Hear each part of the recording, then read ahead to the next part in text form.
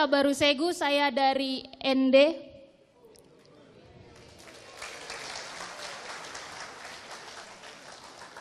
Ada yang tahu ND itu di mana?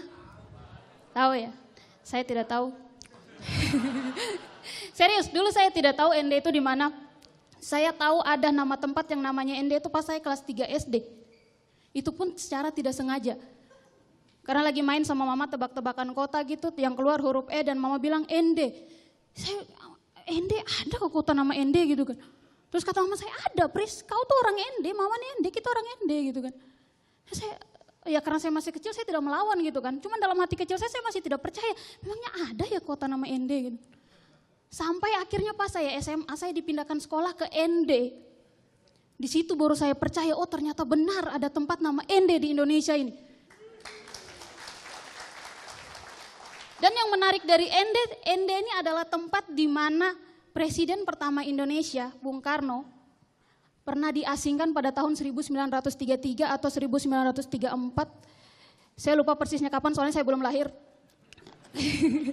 Ya pada tahun itu, dan di sana beliau merenungkan butir-butir Pancasila di ND. Makanya ND itu punya julukan kota Pancasila. Dan saya pas saya tahu ND kota Pancasila, saya bangga gitu, saya sebagai orang ND, ya ampun dasar negara direnungkan di kota saya loh. Di situ saya langsung cepat-cepat menghafal Pancasila gitu. Sebelumnya saya tidak hafal gitu. Ya ampun seorang ND harus hafal Pancasila nih. Pas saya sudah hafal Pancasila tuh saya jadi sombong gitu kalau ketemu orang tidak hafal Pancasila. Ih, Pancasila saja tidak hafal, main-main lah ke ND.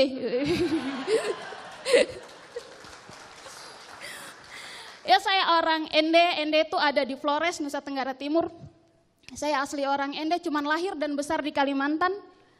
KTP saya Depok, Jawa Barat, dan sekarang saya berdomisili di Jakarta. Memang rumit sih, cuman ya begitu kenyataannya. Tapi awalnya saya merantau tahun 2017 tuh saya merantaunya ke Jogja.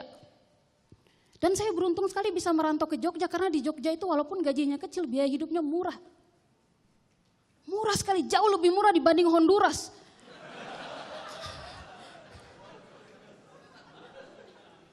Biaya hidup di Jogja tuh murah, makanannya juga murah. Saya beli paku 5.000, saya bayar pakai uang 10.000. Saya masih dapat kembalian 20.000. Benar. Saya senang dong, akhirnya besok saya belanja lagi tuh. Saya pikir hari ini saya bayar pakai duit 10.000, saya dapat kembalian 20.000. Besok saya bayar pakai 20.000 aja nih, biar bisa dapat kembalian lebih gitu kan. Saya beli lagi paku 5.000, saya bayar pakai uang 20.000. Tapi saya tidak dikasih kembalian. Ya pas saya tanya ibunya, Bu kenapa tidak ada kembalian? Ya kembalian sudah dirapel ke hari kemarin. Ibunya visioner sekali ya, tahu saya akan beli paku gitu. Ya memang setiap hari saya beli paku sih. Saya kolektor paku kemarin. Ya dan benar sih makanan di Jogja tuh murah, murah dan banyak. Dan kami orang timur suka itu. Beli murah tapi banyak. Saya pernah punya teman satu orang timur, sama-sama dari timur. Cuman dia nih orang timur yang bagian timurnya lagi. Iya, itu orang timur yang bagian timurnya lagi tuh mereka punya biaya hidup di daerah asalnya tuh lebih mahal daripada kami orang timur biasa nih. Iya, dan dia cerita di saya, dia di kampung asalnya dia kalau ke warung tuh bawa uang 10.000 cuman dapat teh 1 gelas. Tapi di Jogja dia bawa uang 10.000 dia bisa dapat teh juga. Tapi 1 teko. Itu dia minum sampai langsing di tempat itu. Iya dan satu hal yang berkesan bagi saya, pertama saya merantau tahun 2017 itu, di tahun itu adalah kali pertamanya saya nonton bioskop.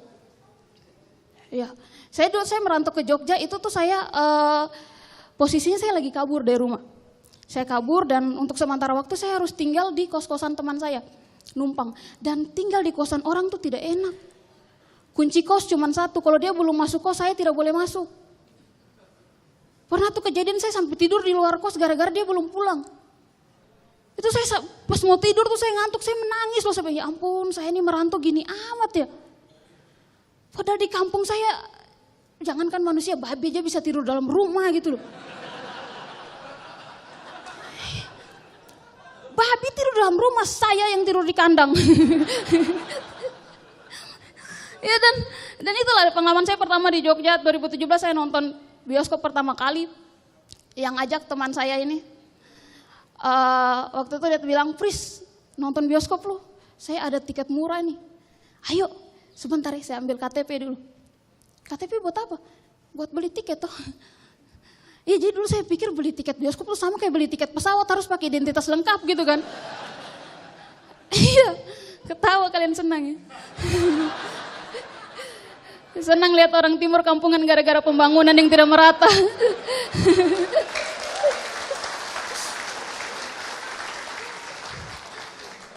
Jadi kalau pembangunan merata, bioskop sudah sampai di ND, saya pasti sudah pernah nonton bioskop gitu kan, tidak perlu kampungan. Cuman ya reaksi teman saya sama kayak begini, dia ketawa. Malah dia caci maki saya lagi. Cuman saya tidak marah, karena dia cantik. Sumpah teman saya ini cantik sekali. Saking cantiknya dia, dulu pertama kali saya ketemu dia, saya langsung bercita-cita jadi laki-laki. Iya. Dan dari teman saya yang cantik ini saya jadi tahu fungsi lain dari bioskop selain untuk nonton. Ternyata bioskop tuh bisa dipakai untuk mesum. Ih, Bapak Ibu kalau anak-anaknya nonton diawasin ya. Serius. Dan dia kasih tahu saya ciri-ciri cowok yang kalau ajak kita tuh bukan untuk nonton tapi buat mesum. Ciri-ciri yang pertama adalah mereka akan pilih kursi di pojok paling belakang. Biasanya sebelah kiri tuh. Ciri yang kedua, mereka tidak akan beli jajan. Karena fokus utamanya mesum bukan makan. Kalaupun dia beli jajan paling bawa gorengan dari rumah gitu. Dan ciri yang ketiga, pada saat lampu bioskop mati, gelap, itu mulai ada pergerakan-pergerakan kecil. Biasa dimulai dengan tiup-tiup kuping. Habis itu raba-raba, elus-elus. Tangan masuk kantong, copet. Dan karena saya punya teman cerita begini, saya tuh jadi kalau setiap ada teman cowok yang ajak saya nonton, saya tuh selalu optimis bakal diajak mesum.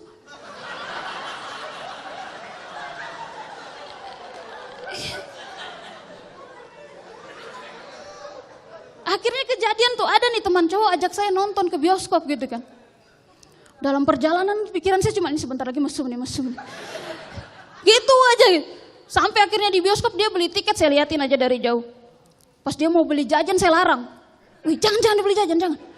Biar ciri-cirinya sama kayak yang tadi.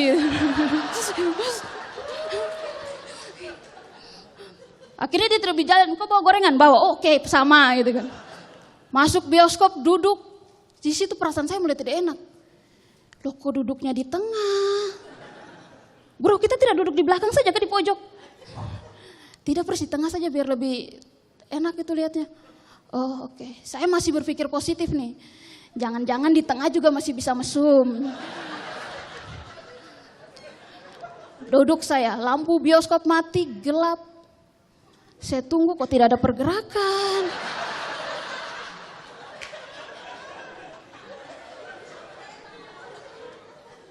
Lama gini saya nunggu belum ada pergerakan. Akhirnya saya inisiatif, saya yang tiup kupingnya.